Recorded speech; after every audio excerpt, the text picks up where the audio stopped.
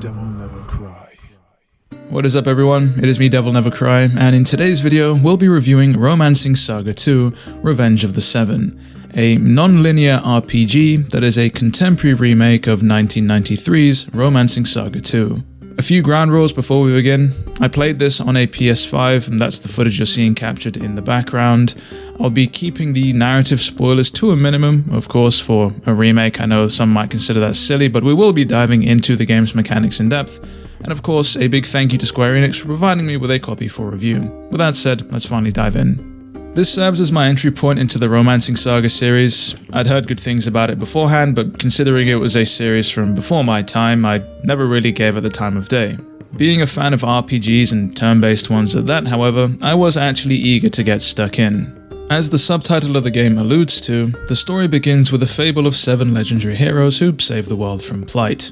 As it turns out, legends in some instances should stay legends, and it seems in this instance that they've turned from heroes into villains. You're thrust into the role of a prince turned emperor who initially sets out for revenge, but ultimately sees the light of justice and finds himself tasked with saving the world from all 7. As an unlikely protagonist, we have the innate ability to pass on all of our experience and our memories to an inheritor, which is actually how we manage to tackle or at least stand up to that very first hero. You'll find that the idea of time and inheritance plays not only a big role in this story, but also in the gameplay too, but more on that later. As I previously mentioned, this is a non-linear RPG, which I think is one of its major draws to it and sort of what kept it feeling quite refreshing to me. The fact that I could make different choices in quests that actually had tangible impacts, and I was able to pick and choose which parts of the story that I tackled first. And ultimately, if you decide not to, you don't have to go out and actually find why it is that these heroes have turned into villains. You can ultimately just go ahead and wipe them out of existence entirely, if that is your choice.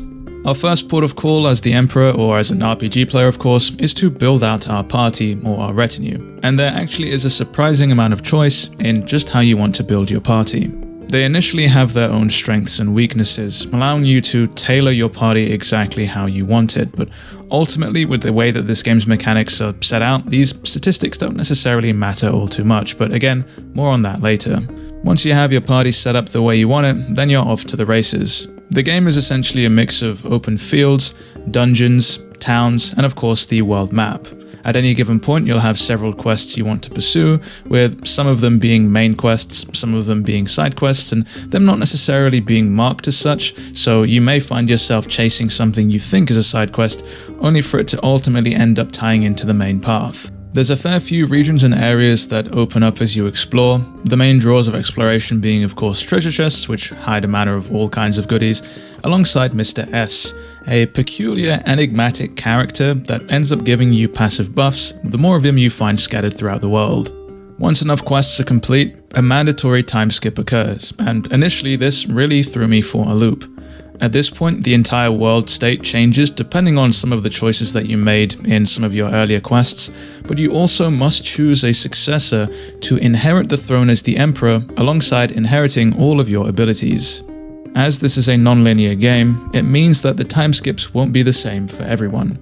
One of the more interesting skips I'd found was because my Emperor had managed to fall in love with a mermaid after following a questline to its completion, and he decided that he'd remain with her forever, cursed to never be able to walk the land again. There was even a brief follow-up quest after the time skip that had mentioned that the previous Emperor had disappeared off the face of the earth, which I thought was rather cool world building. Thankfully, it's not just the Emperor that manages to retain their abilities. Despite the fact that your party can look physically different, the standard archetypes will have all of their statistics carried over from just before the time skip, which means that you'll be able to build up your party without it feeling like a bit of a waste when each generational time skip occurs.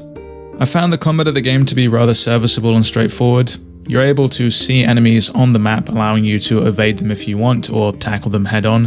One of the things I really enjoyed was the fact that you can see the turn order, which allows you to plan ahead much easier. And the game features a rather rudimentary weakness system, which allows you to do critical damage when you take advantage of them. At the same time, you also build an overdrive meter with every critical hit that you do, and when this is fully stocked up, it allows you to cash it in for a multiplier of damage as you chain a bunch of party attacks together at the cost of using up all of your turns. The game features a formation system which adds another layer of strategy to the combat, allowing you to provide certain buffs and debuffs to members of your party, depending on where you space them on the battlefield. Using certain attacks against higher level enemies also allows you to glimmer new abilities in the midst of combat, effectively allowing you to add them to your repertoire of moves permanently for use in the future. Characters have a separate statistic tied to every single type of weapon and every single type of magic in the game, which basically means that if you want a character to get stronger in a specific type of magic or with a specific weapon, you're going to have them use that weapon in combat. What this means is, though each character has a base set of statistics in which determines how fast they are, how strong they are with specific types of weaponry, you're ultimately able to build out your characters exactly the way that you want them, regardless of what they initially started out with. One of the weirder aspects of the game is its scaling system. The game counts how many fights that you get into and adjusts enemy strength over time dependent on that count. However, it's not necessarily the fights themselves it counts, it just means encounters. So this means that that number includes the amount of enemies that you've run away from, meaning that there's not really any point in grinding, perhaps until you're right at the very end of the game. But it also means that if you run into enemies and decide to run away from the fight, you could potentially hinder yourself. Unsurprisingly, if that wasn't weird enough, the game also features a permadeath system for your party members. Each party member has an innate LP stat, or life point stat, which decreases every time they fall in battle. As long as they have life points remaining, you can revive them and you're good to go. However, should it hit 0, then they're going to be dead for good. And that also applies to the Emperor too, where if their stat hits 0, then I believe an early inheritance and time skip is forced. The permadeath system didn't really cause me too much of a headache. Some of the bosses ended up being rather tricky, but as long as you're saving rather regularly, it's fairly easy to just reload a save and try those bosses again. Those who know me know that I believe that music in video games can make or break an experience for you, especially when that game demands a lot of hours from you like an RPG.